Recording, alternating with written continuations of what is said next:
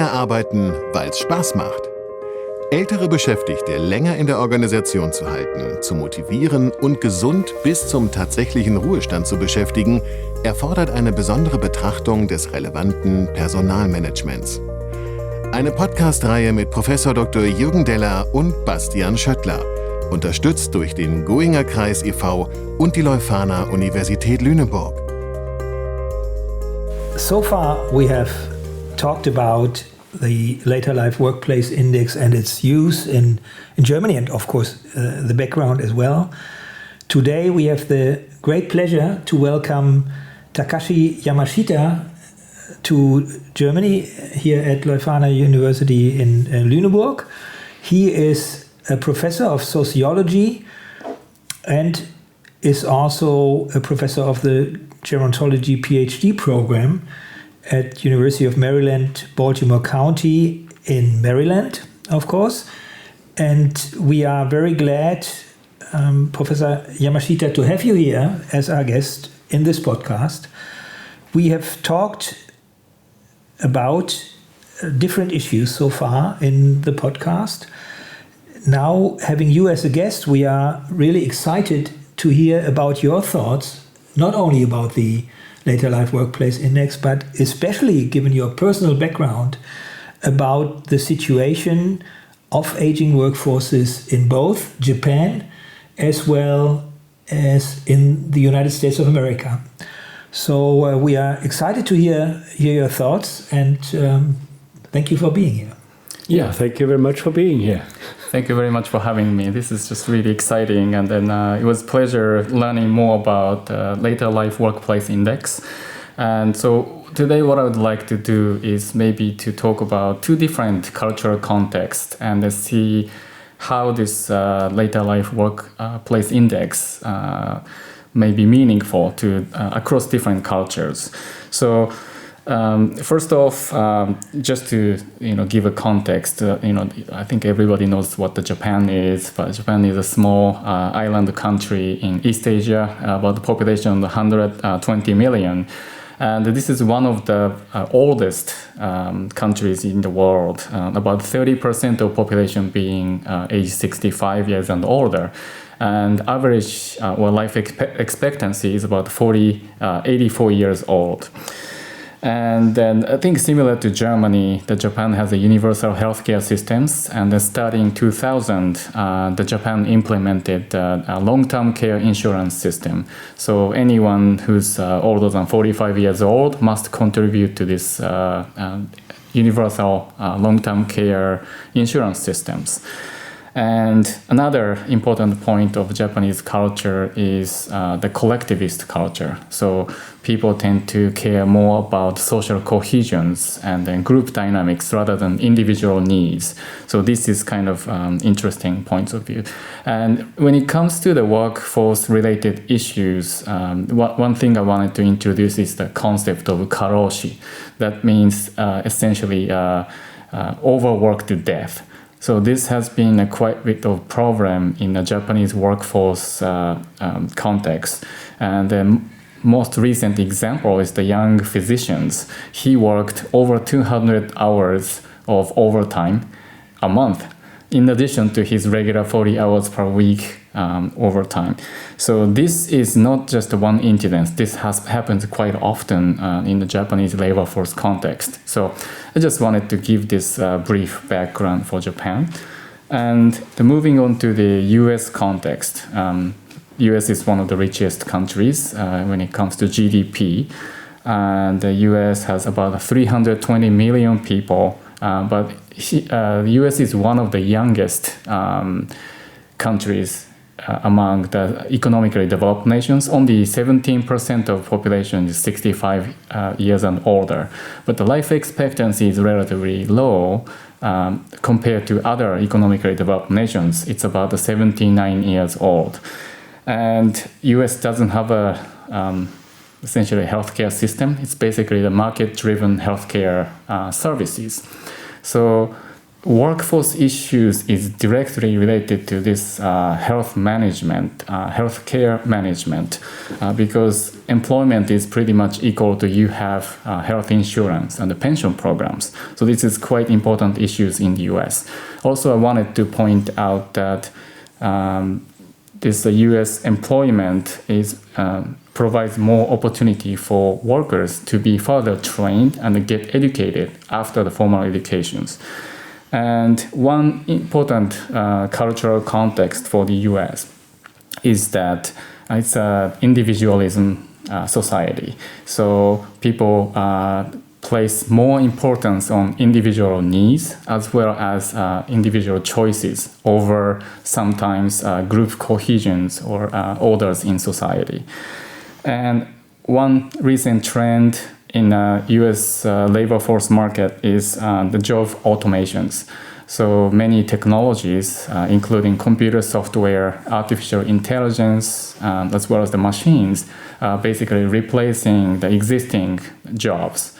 So that will create some issues, particularly for the older workforce. And then according to the Frey and Osborne's recent work, they estimate that about 40 to 50% of jobs in the US might be replaced by these job automation technologies in the future. So it is a great time for us to really critically think about the roles of job automations, especially among older workforce.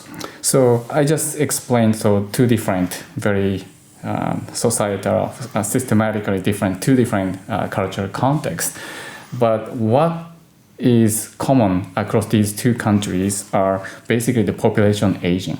Population is aging, and therefore the workforce is aging. The workforce is getting older.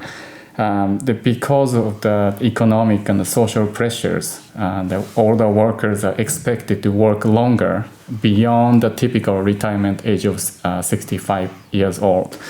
So how do we make this happen? Is we need to keep the older working population healthier and be competitive on the job market. So in this context, what the companies or other organizations, including governments, can do is to promote health of older workforce and competence of older workforce. And I was thinking about, so obviously two different countries, two different cultural contexts. So Japan is more collectivist culture, so they tend to follow new policies, organizations, guidance, and not so much in the US. So there might be some differences, but the underlying issues across these two countries are absolutely the same. And what I think this later life workplace index can do in this context is to basically provide essential data to assess current situations in terms of health, especially these two domains that I was interested in was health management and individual development domain. So if companies, regardless of cultural context, can identify what the organization can do for the older workers to promote, maintain their health and improve their competencies, competitiveness in the labor market. I think those are the quite important the roles that later life workplace index can play. So those are just my overall thoughts on this. Yep. Thank you very much, Professor Yamashita, for your very insightful points you're making, and it, I must confess, it raises questions in my mind as well that I maybe one or two of them I would like to bring up. You stressed the cultural differences between Japan and the US, with the US being more individualistic and Japan more group-oriented, collectivistic. And I was thinking also about your point you made with Frey and Osborne's study, what the digital revolution or a digital development could end in a revolution and what it might mean to labor markets. And I was thinking, given the cultural differences of these two countries, Japan and the US, would this be different in both? And I think both countries are very strong in information technology. I'm thinking of the robots in Japan. I'm thinking of first ideas and also products regarding service that are robot-based. And then I'm thinking about artificial intelligence and what artificial intelligence can do to jobs, but also societies. And what comes to my mind is the question, will these developments be different if you look at the workplace and teams in organizations in both countries? And I'd be interested in hearing your perception about this. Yeah, that's a really big question. What I think is that just from the, let's say, from the cultural standpoint, and then situations in each societies, that this job automation technology may be driven by two different types of needs. In Japan's case, Japan is still sort of hesitant of accepting the immigrant workers. And then, as you know, the Japanese population is actually decreasing. So there is a serious worker shortage. So these job automation technologies are promoted based on the necessity, because they can't provide enough number of workers. So they need to use robots or other technology to supplement that workforce shortage. On the other hand, the US, as you know, that the country of immigrants, so they have quite stable stream of migrants from other countries. And then those migrants tend to be younger and healthier because they come to the US to work. So it is not so much about the necessity, but it's based on efficiency, so that they can cut certain labor costs and then maximize the profits. So there's an economic and cultural context when it comes to these two different countries. So in that sense, when you identify something that we can work on based on the later life workplace index, we also need to contextualize that information based on the societal background and the cultural background. So that would be my first thought. Yeah, thank you very much. And I'm at the same time thinking about the situation in Germany. Where are we here in Germany? Are we closer to the US? Are we closer to Japan? Or are we completely different? Because maybe we have a great lack of employees. This is very similar to what Japan experiences. A labor shortage of highly qualified people especially, but also of service personnel, very similar to the situation in Germany. And the migration policy in Germany, again, is different from the one in the United States. Definitely, yeah. Because the United States is accepting on qualification basis, just as Canada, for instance, people in who can contribute to society in a way that it's seen economically, predominantly economically. And this is different in our case, in Germany. So maybe it's going to be a very different way, but maybe it's also a mixture of both. Yeah. But I think even though each different kind of culture can learn from the other how they solve this different kind of problems they have inside each organization, what I think is that the LLWI is a very good measurement to show what are the differences and what can we learn from each other. Is that correct, this interpretation? What do you think? Yes, it definitely is a reflection of the situation at the workplace. And also a reflection of the mindset the people have who answer the questionnaire. So it will be a cultural reflection as well. And as we do have a US version, is the question sheet in each culture different, or is it more or less the same? Well, the core and the structure, they are the same.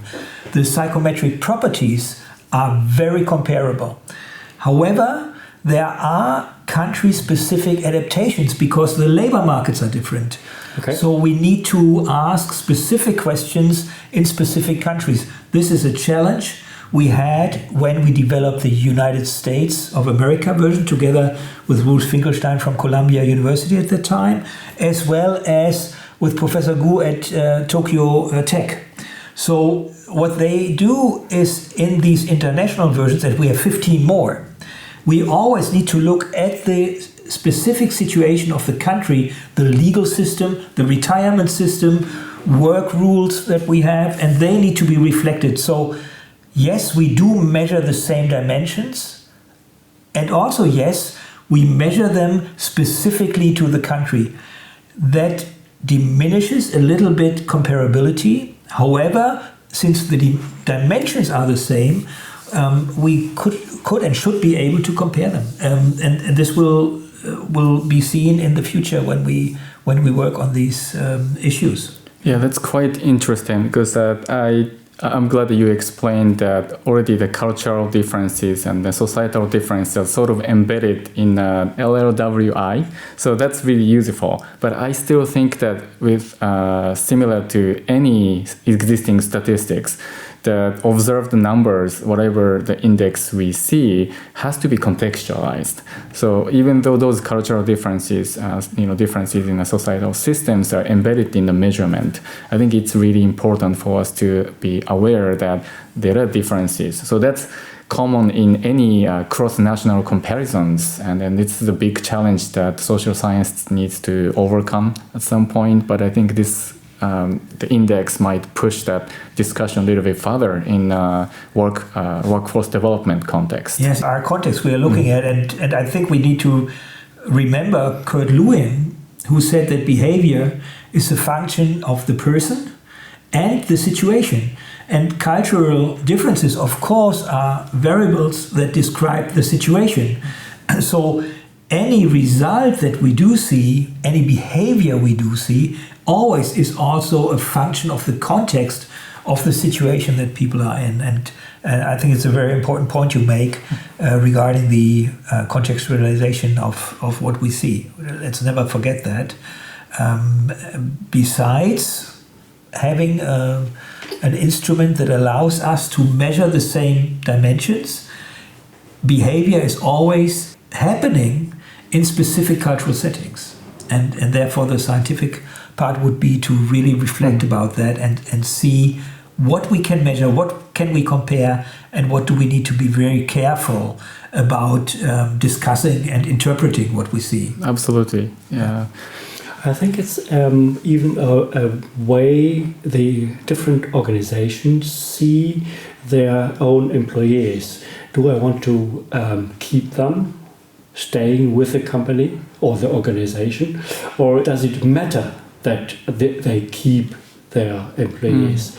So the question is, for example, what you described in the beginning is the awareness of the health of the employees, because we in Germany have a complete different understanding than maybe in Japan and maybe in America, because we are starting in Germany, that's what I see, even as a company or as an organization, to look after their health of the employees.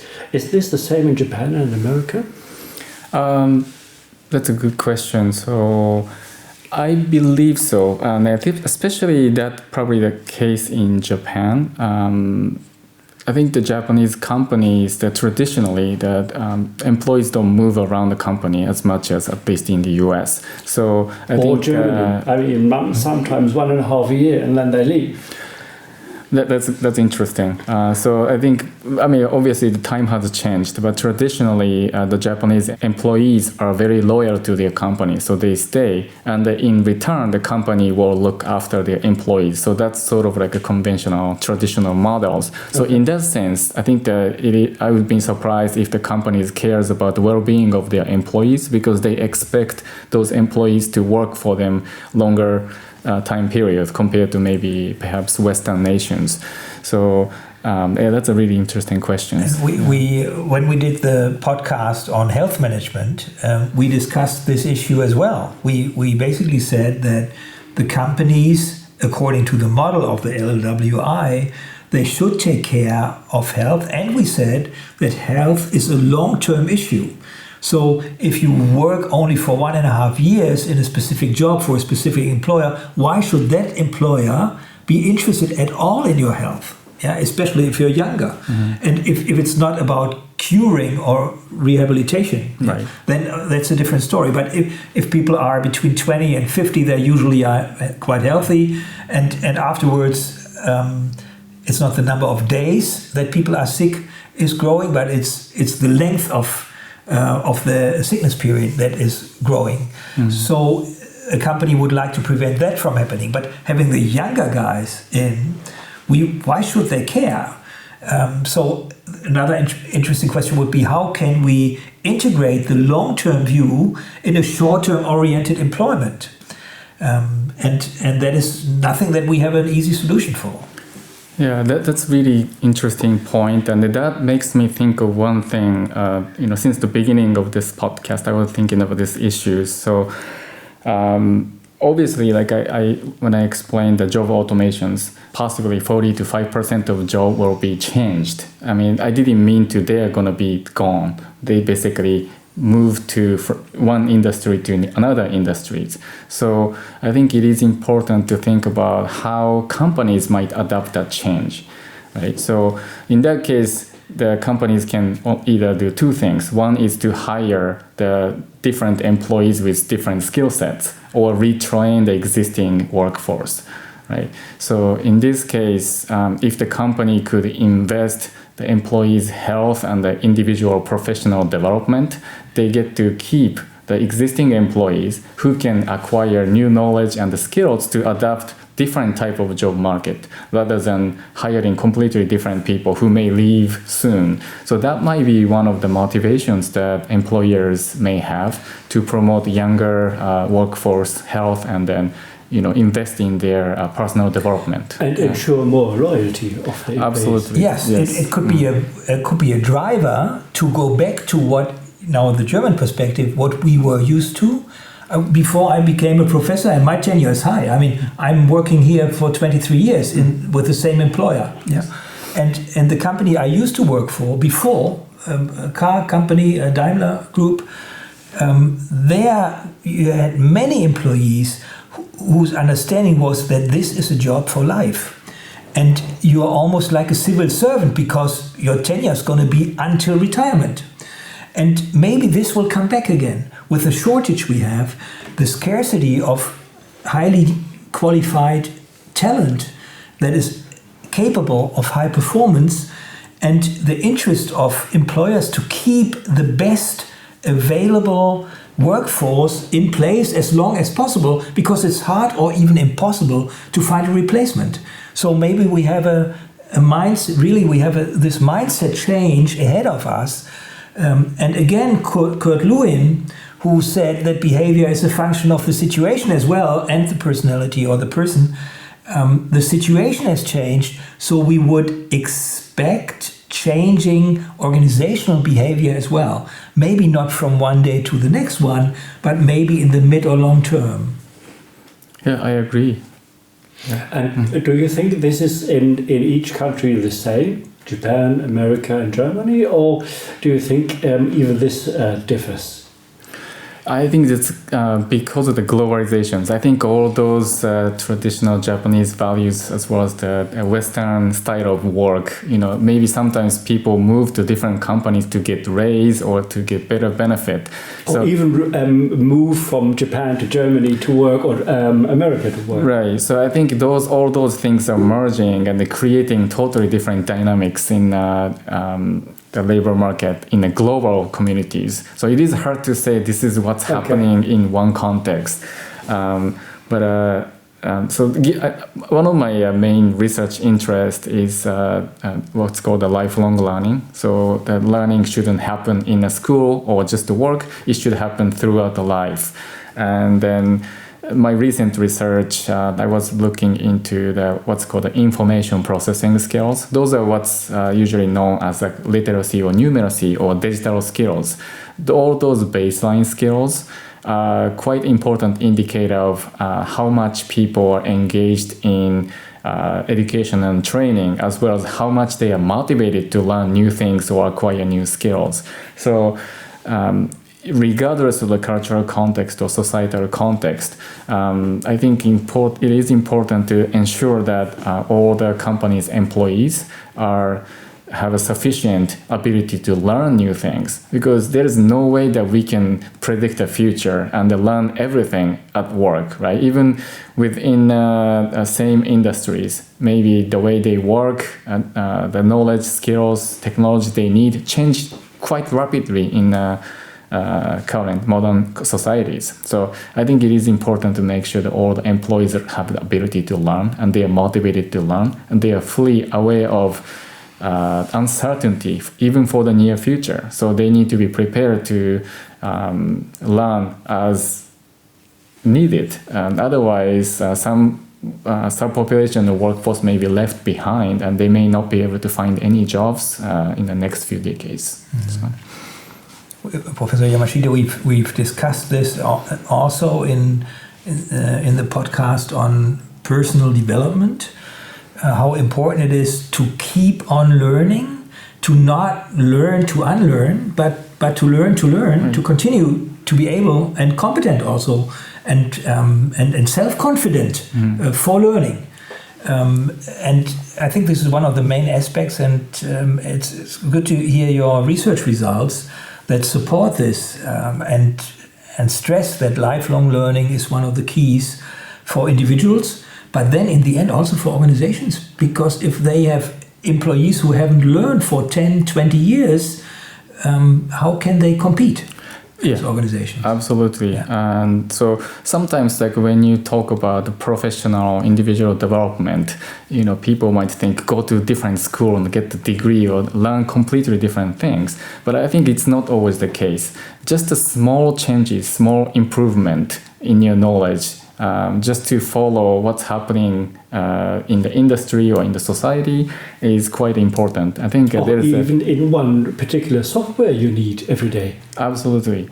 So that type of like small improvement in an incremental manner, there's a concept in Japanese called kaizen. I think that's the continuous learning. Exactly. Yeah.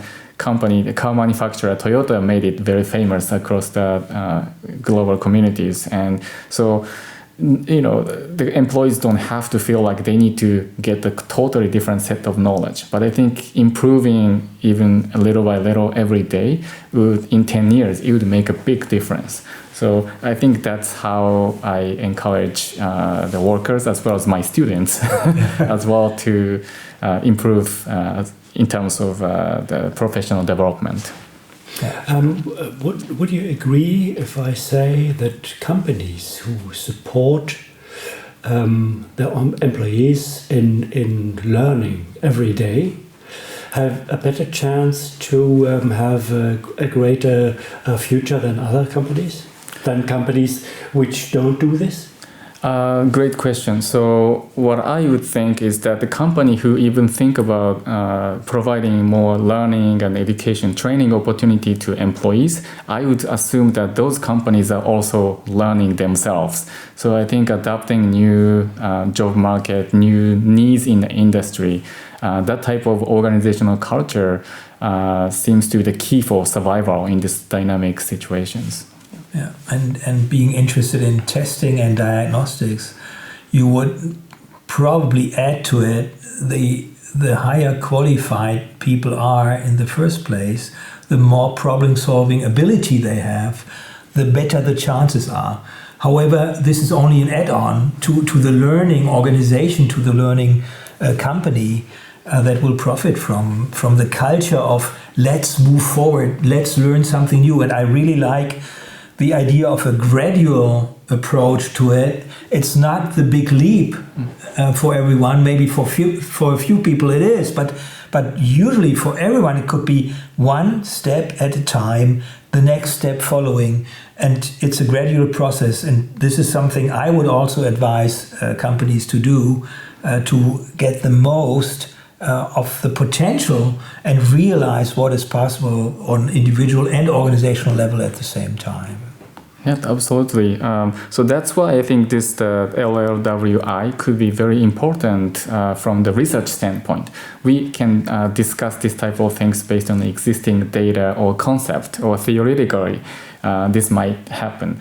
But I think it would be much stronger if we have sort of empirical data that can represent what might be happening within the organizations.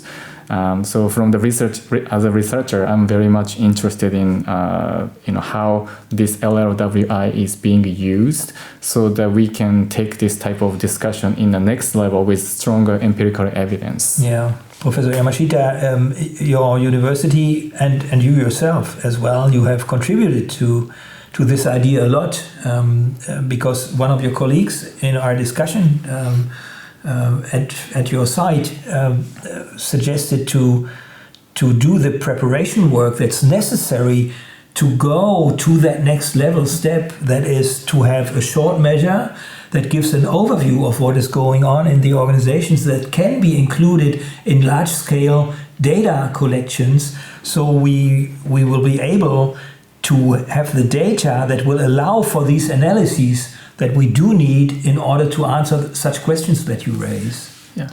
Yeah, I think that's a really important step to have.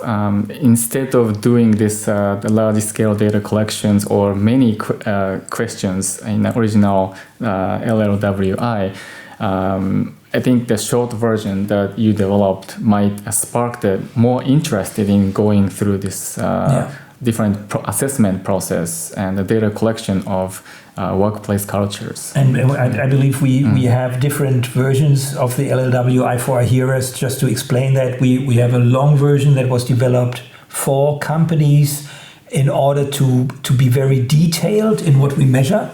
Then we have a short version that gives you an overview. And based on the discussions we've had with Professor Yamashita and his colleagues in Maryland, we are at the moment developing an ultra-short version with 9 items, 9 questions only, that would allow such analyses, because it gives an overview of what is going on in organizations. So, Professor Yamashita, do you think before we close this podcast now, do you think we should ask you another question? Did we miss out anything? What do you think from your point of view? What you like to say? I think we had a very meaningful conversations, and then just by talking with you two, I've learned quite a bit more. And then there has been a great opportunity for me to rethink about how this LLWI could make an impact not only in practice but also in research. So this has been a very meaningful conversation. So I just want to thank you for this opportunity again. Yeah, you're welcome, and we thank you very much for coming here, because even for us it was very, very interesting to talk to somebody who gives us much more input into this kind of series of podcasts, and it was super interesting to hear it from Japanese way of looking into organizations and American organizations. Thank you very much. Yeah, thank you also from me for your insights, your thoughts, and your ideas, how things can be combined but still be different, and allowing for a variety of options. And I hope we will be excused by our listeners that we also had some academic content that we discussed. If you have questions, just contact us and we will try to explain whatever is necessary to explain. Thank you so much for coming here. Thank you.